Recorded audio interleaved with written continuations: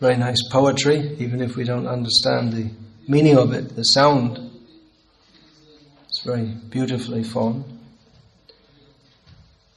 The castle was fully equipped with all necessary paraphernalia, and it was pleasing in all seasons. It was decorated all around with flags, festoons, and artistic work of variegated colors. It was further embellished with wreaths of charming flowers that attracted sweetly humming bees, and with tapestries of linen, silk, and various other fabrics. Text 16. Upari vinyasta nilayeshu pritak pritak kshiptai kashipubhi kantam paryanka vyajanasanai. Translation: the palace looked charming with beds, couches, fans and seats, all separately arranged in 7 stories. Purport: it is understood from this verse that the castle had many stories. The words upari vinyasta indicate that skyscrapers are not newly invented. Even in those days, millions of years ago, the idea of building many-storied houses was current. They contained not merely 1 or 2 rooms, but many different apartments, and each was completely decorated with cushions, bedsteads, sitting places, and carpets. Is anyone surprised upon hearing this description and this purport? You're not surprised. Well, the average reader, of course the average reader wouldn't be reading the Srimad Bhagavatam, Canto 3, Chapter 23, Text 16. The average reader doesn't read the Srimad Bhagavatam. I hope the average devotees are reading the Srimad Bhagavatam. It used to be a standard within the International Society for Krishna Consciousness that its members read Prabhupada's books, but nowadays it seems to be more like optional. So, those who have read this far have got used to all kinds of things like flying castles, which, according to European folklore, would be just that, folklore, some kind of story that people used to believe in dragons and witches. Of course, in the modern West, they still believe in angels. A lot of people still believe in that. I think that became popular after some movie in the 1980s or whatever.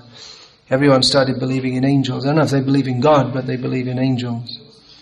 I have my own angel who is looking after me. Anyway, these kind of descriptions, they do not tally with the modern scientific worldview. And actually, it seems that most people in the world don't really subscribe to the modern scientific worldview, which is supposed to be the worldview that everyone subscribes to. But most people, it seems that they don't, because otherwise this Harry Potter wouldn't have become popular. If people didn't believe in the possibility of things that are not allowed in the modern scientific worldview, then Harry Potter and angels, movies about angels and all this kind of thing could have never become popular. Should have been banned as some kind of promoting unscientific ideas. However, Srila Prabhupada states, as he always does, in a very matter-of-fact kind of way, that first of all, he says, even in those days, millions of years ago. So according to the modern scientific outlook, millions of years ago, there weren't people, and even if there might have been people, they weren't living in castles. They were running around, grunting, and hitting each other on the head with clubs from time to time. In other words, they were a little bit more sophisticated than the gorillas, but not much. However, here in the Srimad Bhagavatam is a description of civilization millions of years ago, with flying castles. Not everyone had a flying castle. Kadamuni had a flying castle. But the point is that Srila Prabhupada he has no reservations about stating the Vedic version. And even though, according to Pratyaksha Praman, or the evidence that we can gather with our eyes and other senses, there are no such things as flying castles. We don't have any record of flying castles. What to speak of one created by the desire of an accomplished yogi. Srila Prabhupada states it as a matter of fact, that this is what was going on millions of years ago. Of course, the yogis themselves, they don't fit the scientific evidence. There are yogis, even in the modern day, who defy scientific norms.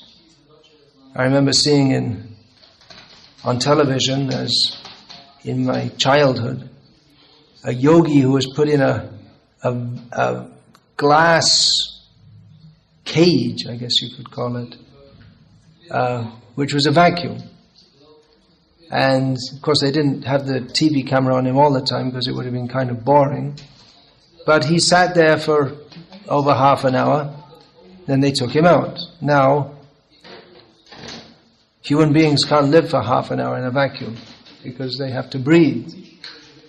But the yogi did. And it was, of course you had to believe the TV people that it was actually a vacuum. But then you have to believe that the scientists on all their experiments, that we have done this experiment and this is the result. And presumably if anyone doubted that the yogi was sitting in a vacuum for half an hour or whatever the time was, that if anyone doubted it strongly enough, they could attempt to see that for themselves by calling the yogi and doing whatever is required to test it for themselves. So Srila Prabhupada, he accepts the Vedic version in all respects and presents it within his Bhagavatam purports, within all his purports. And Srila Prabhupada has no qualms in going against the way of thinking, the current of thought that is prominent in the world today. Srila Prabhupada is independent in the sense that, of course, the jiva is always dependent upon Bhagavan, who is the supreme independent. But Srila Prabhupada is independent inasmuch as he is not influenced by mundane thoughts. He's not influenced by the current worldview. Of course, some people have proposed that Srila Prabhupada was influenced by what they call Victorian values. However, we, meaning those who want to accept Srila Prabhupada as, according to the descriptions of Shastra, that pure devotees are guided by Krishna. Mahatma nastu mang partha daiving prakritim ashritaha. They are under the protection of the divine nature. So they live in this world and they may appear to be products of the environment in which they act, because just like in Srila Prabhupada's childhood, he went on the tram. So everyone else in Calcutta also probably went on the tram at some point in time. But that doesn't mean that because Srila Prabhupada, or he dressed in a certain way in his life prior to taking sannyas, Srila Prabhupada We see photos of him sometimes dressed in a businessman's suit, sometimes dressed in traditional Indian dress, which was common. That was the norm in India in those times. The Western dress had not taken over as it has today, among men almost universally, and increasingly among women, who otherwise... Anyway, I don't want to get too much into Indian culture, that's not the purpose here. But anyway, we may say that, well, you see, he was just influenced by the dress codes of the people around him. No, not really. He was influenced by Krishna, but because he came in this world to execute the mission of Krishna, therefore he blended with the world in as much as was necessary to execute his mission within the world. But he didn't adopt the way of thinking of the world. He made that very clear when he first came to America, when one Ram Krishna mission sannyasi, was some weeks or months after Srila Prabhupada came to America. When he was in New York, one Ram Krishna mission sannyasi advised him that now you're in the West, you should adopt Western ways. You have to wear Western clothing and eat with a knife and fork, and in this cold climate, meat eating is essential. And Srila Prabhupada didn't accept any of that. He maintained the diet, which he had more or less the same diet to a large extent as that is he'd followed within India, and specifically he took Krishna Prasad. He maintained his clothing style gradually with a few modifications. You'll find in the early pictures of the devotees of Krishna in the Western countries, they all wear, it's like a standard uniform that they wear, this polo top sweater. Do you know what that means? Polo top sweater. It comes up like this and it folds over. I don't know why it's called polo top, and it's not that important. One of these was given to Srila Prabhupada as a gift at some point in time, and he wore it, and then that became, everyone else thought, well, if Prabhupada's wearing it, we should wear it too. And so it became standard. But Srila Prabhupada, along with that, wore his sannyasi bahivasa and uttariya, which means this part and this part. And Western style shoes. When Srila Prabhupada first came, he came in those, which also isn't traditional actually, plastic shoes, which were very common in India at that time. Some kind of, difficult to describe, a little pointy. And that's also not Anyway, the point is, later on Srila Prabhupada, he wore shoes, different kinds of shoes, those made in the West. Some kind of soft slippers. So the point is that Srila Prabhupada, he chose what he wanted to do, and he adopted to Western ways somewhat, not very much. But always he was acting on behalf of Krishna. He lived in this world for the sake of communicating Krishna consciousness, but he wasn't influenced by the Western, or even for that matter by the Indian way of thinking. He was against the general way of thinking in India at that time, as today still, is that we have to make material progress. Of course, that's there all over the world, but it was very strong in India, and although previous to that, there had been a very strong ethos in India that we need to make spiritual progress. And Srila Prabhupada himself often told anecdotes which demonstrated the spiritual nature of the culture which was prominent in India previously. he told the story of one Brahmana who was living near to Krishnanagar in Bengal, who was visited by the king, local king, and the local king saw him living in what we would nowadays call abject poverty, to use a cliche. And the king offered the Brahmana something, that let me do something to help you. But the Brahmana refused. He didn't want to take charity from a king. It's very dangerous to take charity from rich people, because then you become ingratiated. The rich people, they're rich in almost all cases because they're materialistic. And materialistic means they know how to exploit people better than... everyone's trying to exploit everyone else, but those who are rich, they're pretty good at it. They're exploiting others better than the other people around them.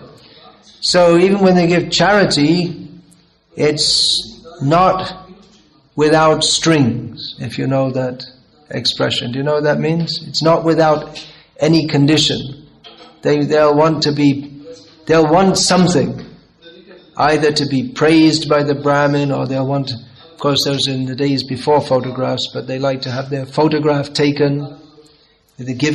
People give charity, just like this Lions Club or Rotary Club. It's all formed so that the members of it can get some praise for their charitable activities. After exploiting people and making lots of money, then they give a little bit of it away and have their photo put in the newspaper so that they can be shown as a greatly generous person.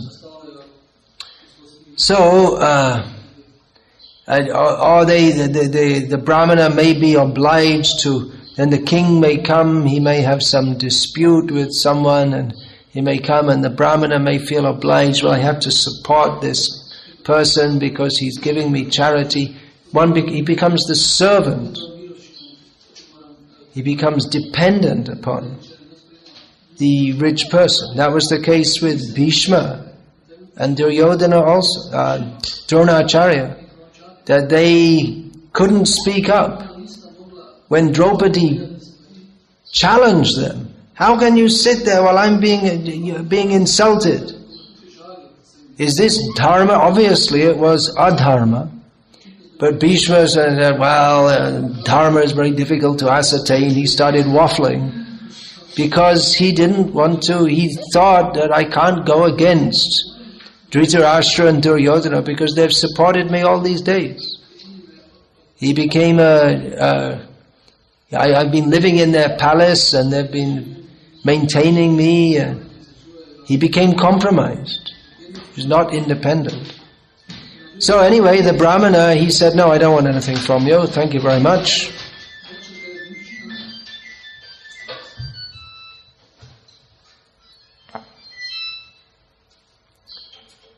And the king said, well, how are you living? It's just such a broken down place and nothing to eat. He said, well, my disciples, they go out and they beg a little rice every day, and we have some wild vegetables growing here. We cook it with that and we're living. That's all. He'd rather live in poverty than become dependent upon the king. He maintained his independence. This is an important quality for a Brahmana. Independence, integrity. That you don't have to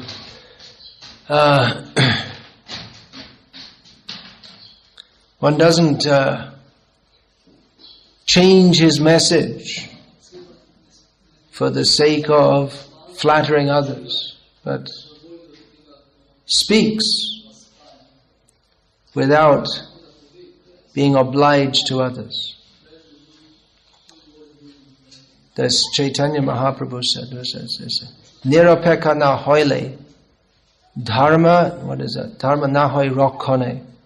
That if one is not nirapeka, if one is not independent, if one is not on any particular side, then dharma cannot be protected. Dharma requires, for the protection of dharma, it requires persons to speak clearly and authoritatively, without any personal consideration. So Srila Prabhupada maintained his independence and accepted the Vedic viewpoint and preached that, even though many, many points that Srila Prabhupada presented went against the current chintashrot, that is the term, the way of thinking of the world. Just like here, Srila Prabhupada writes, even in those days, millions of years ago. And he's just writing, taking it for granted that millions of years ago there was civilization. Whereas in the modern way of thinking, it's not accepted. They think that civilization has reached its zenith in modern Western man, especially Anglo-Saxon. But according to the Vedic version, there was civilization millions of years ago. And yogis, an accomplished yogi like Kardama Muni, can, by his desire, by the power he has obtained from performing yoga, he can manifest a castle that can fly in the sky. Not only in the sky, but from throughout space. So Srila Prabhupada is not only not cowing down, or not just saying, well, you see, we think that there were skyscrapers. In our opinion, you see, it's not like that, but he's challenging his method of writing is challenge you say that you think you have your skyscrapers. Well, there were skyscrapers millions of years ago. What do you know about your little tin can skyscrapers? He's taking an aggressive position, whereas we might take if we were challenged on this, we might say, well, yes, I might try and kind of hide it away and yes, not talk about it very much. But Srila Prabhupada is saying, what do you know about skyscrapers? We had skyscrapers millions of years ago in Vedic civilization. What are your little skyscrapers that someone comes and flies a plane into and it all collapses? So we're told. So Srila Prabhupada was aggressively independent. He aggressively spoke against the modern Western civilization as a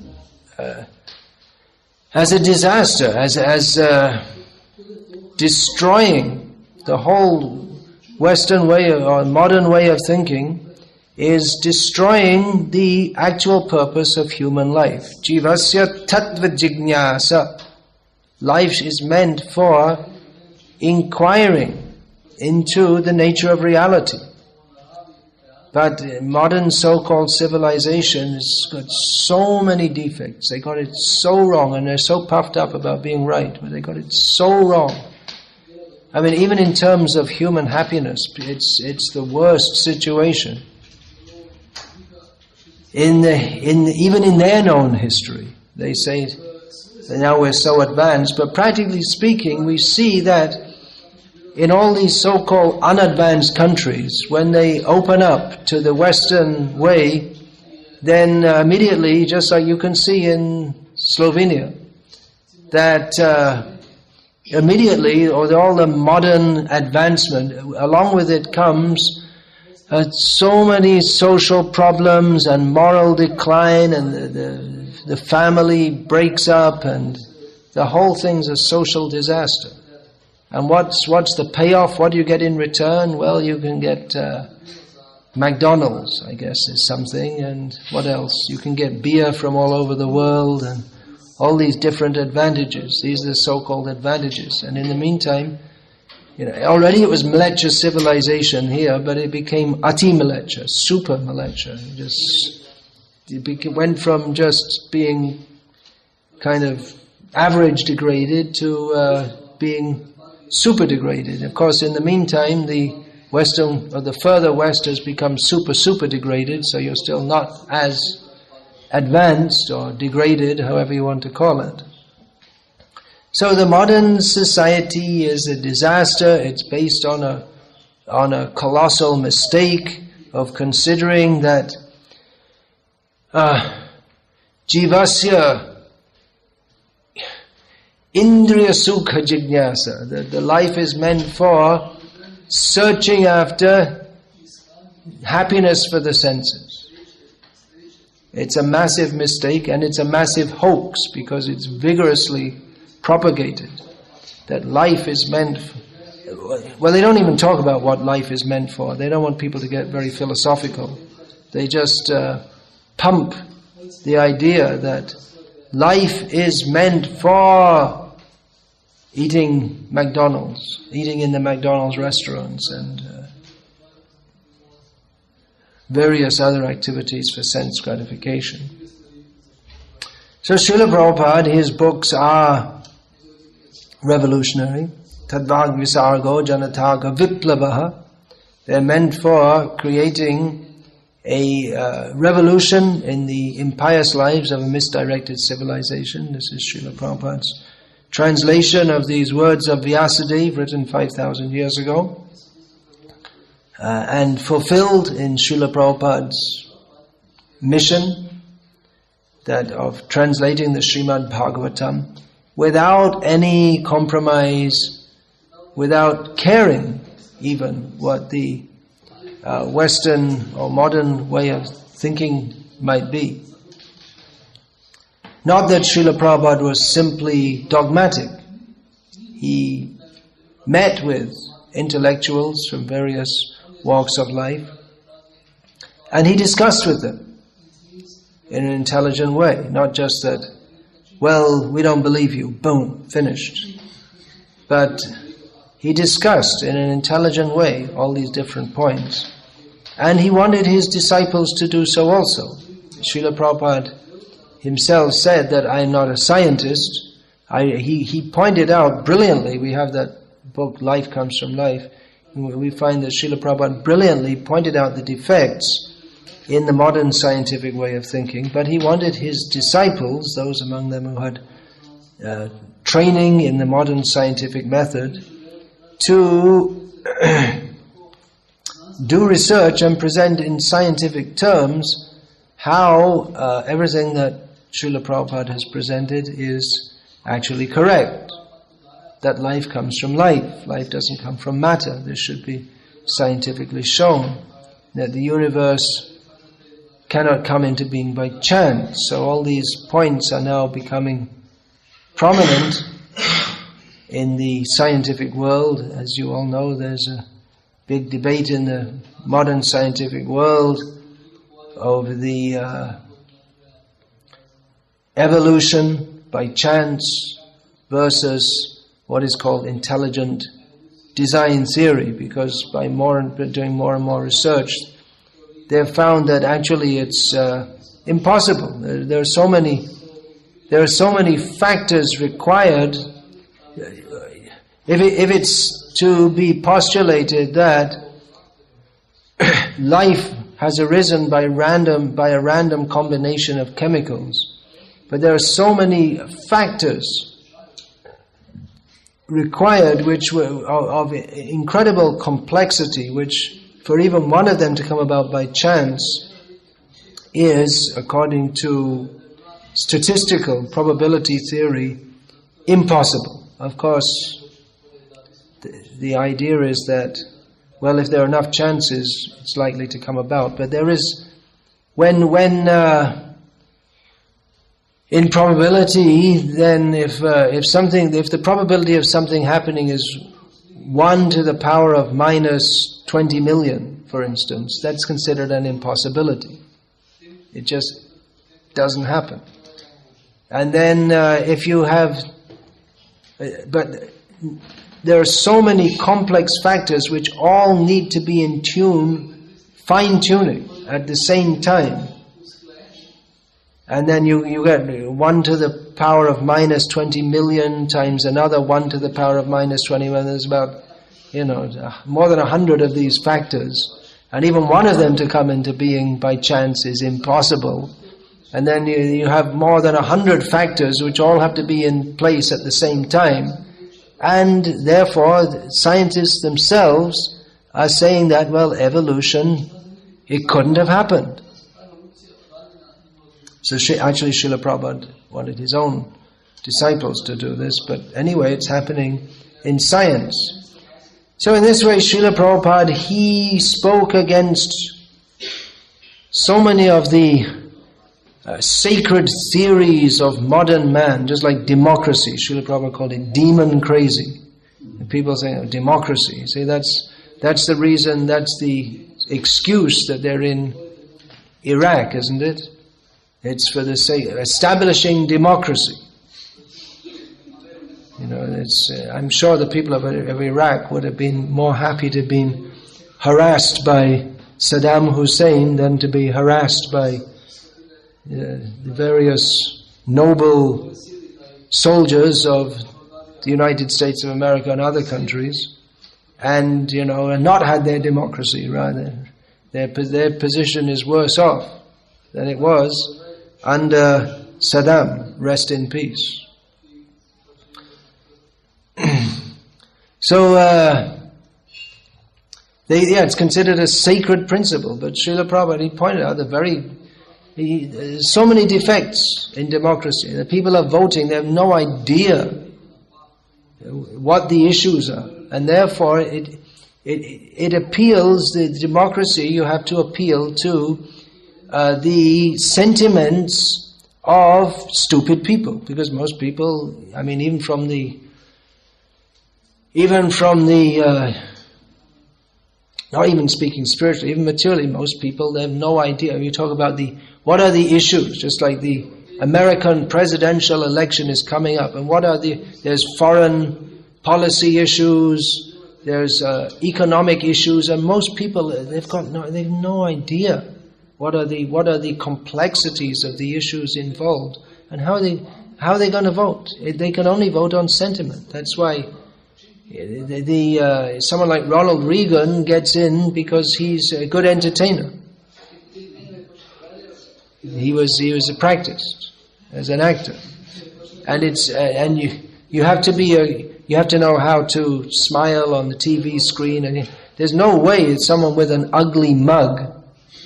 You know what an ugly mug is? A mug means a face, but people who have ugly faces, they're called ugly mugs.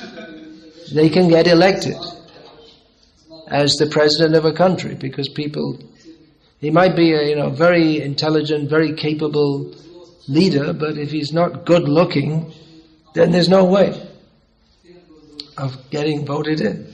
You have to be good looking, because people are attracted to those whose the skin stretched on their face looks somewhat attractive. They like that better. Skin stretched over their skull.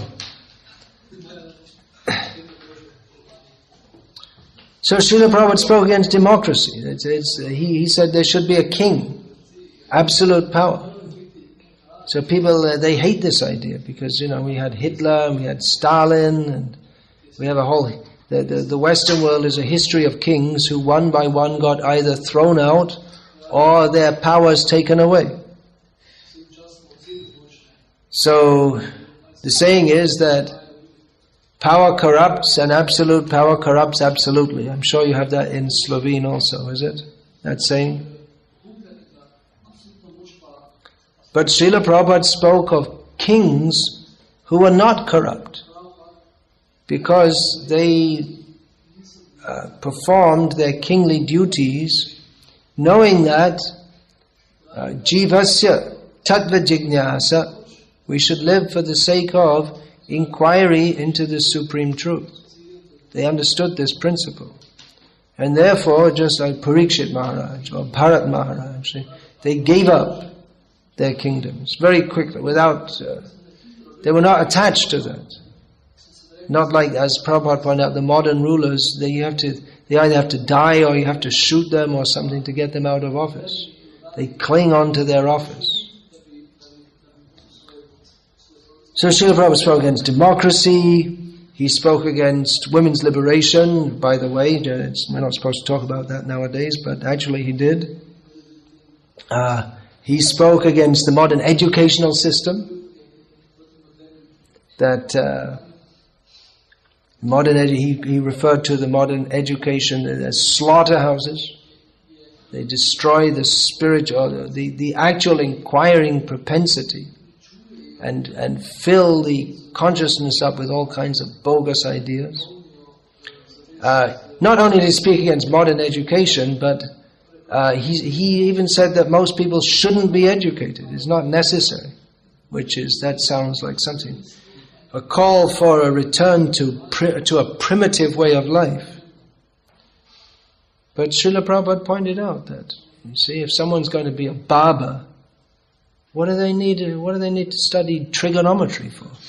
Or Shakespeare? It's not required.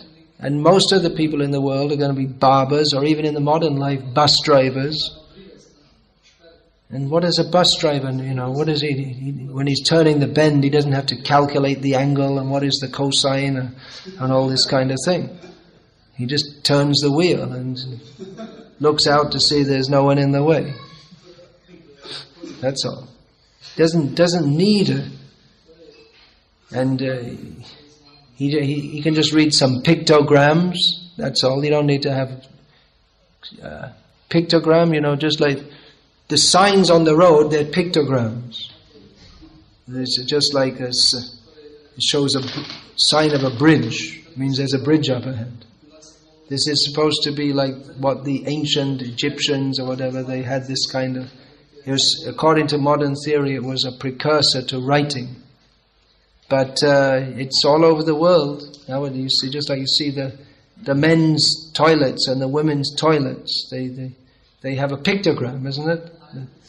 Although both men and women nowadays both wear pants, trousers, but the men's toilet has a picture of a man with, that's the man with the pants, and the woman has a skirt, something like that. So anyway, the point is that education is not required for everybody, and all this so-called advanced education. So like this, so many things that Srila Prabhupada said, they go against the sensibilities of modern man, and I'm over time now. So, as I was saying yesterday, we have to accept, if we're going to accept Srila Prabhupada at all, then sarvam etad vritang manye, we have to, yanmang vadasi, we have to accept what he says. We can't take and pick and choose. That I like this bit, I don't like this bit, I accept Prabhupada was right on this, but he wasn't right on that. That means that we are placing our judgment and our intelligence above him, which is an offense, and it definitely means that we're not in the position of a disciple. We may have difficulty understanding or accepting something that he says, as we find Arjuna had difficulty in accepting and understanding some things that Krishna said. But then Arjuna asked, he wasn't shy, he said, Arjuna asked Krishna that I don't understand this, it doesn't say... And then Krishna explained it to him. And when Arjuna was fully convinced, then Krishna said, okay, let's get on with the fight.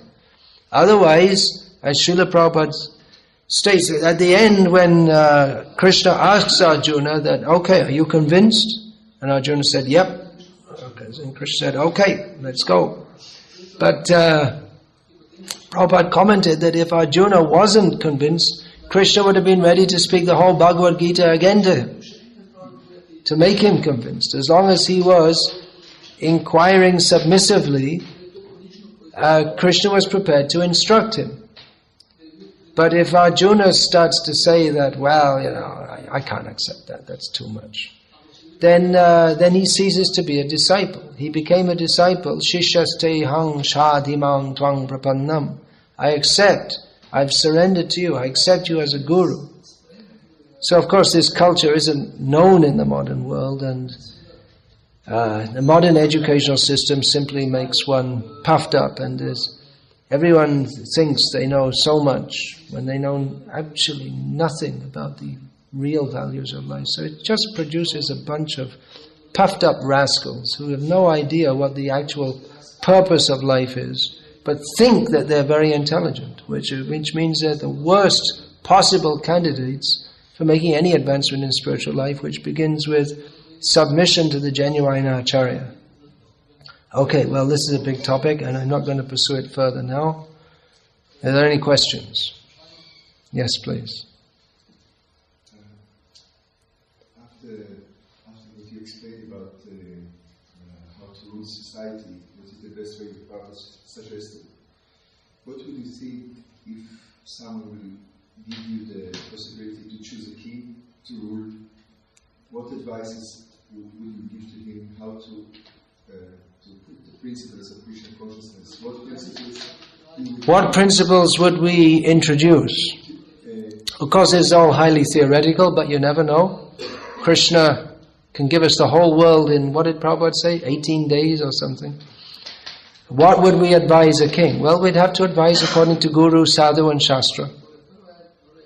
Srila Prabhupada, when he went to meet Indira Gandhi, who you may remember was the Prime Minister of India, up until about 1978 or something, when she was killed.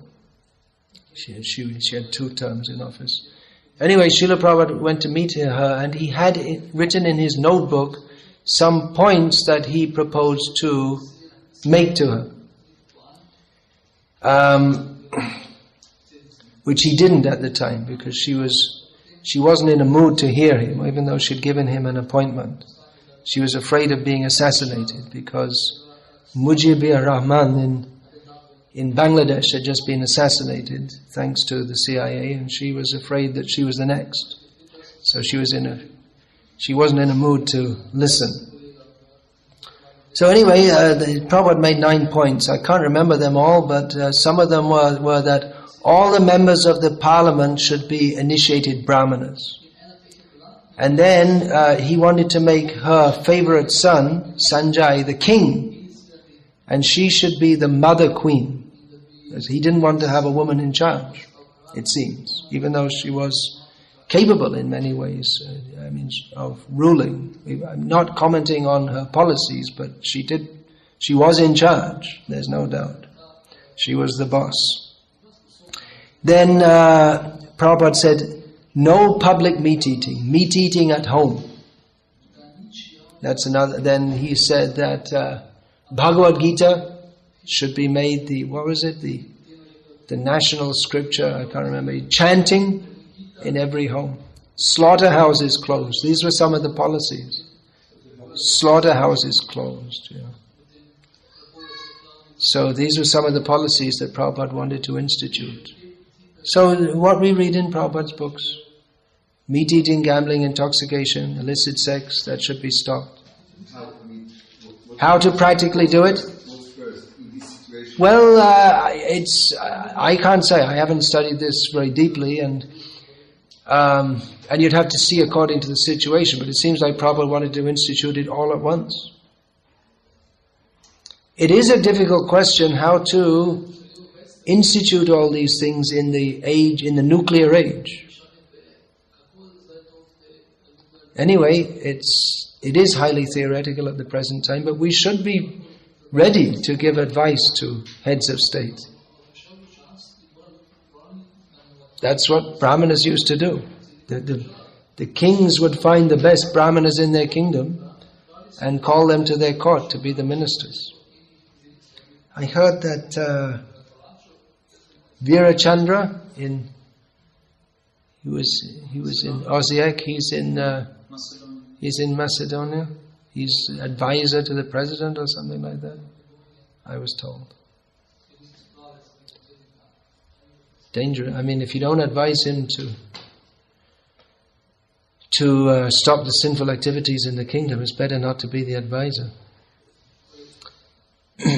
But the modern presidents or heads of state, they can't do this because they rely on the citizens' votes. But actually they should be telling the citizens what to do, not round the other way. It's a different approach altogether. The citizens are supposed to be controlled. Just like there's a lot of protest about Prabhupada saying that women should be controlled and they shouldn't be independent. But actually all the citizens are controlled except the Brahmanas, who they're not exploiting others, so they don't need to be controlled. Otherwise they're all controlled, and even the Brahmanas within the family system, everyone's controlled.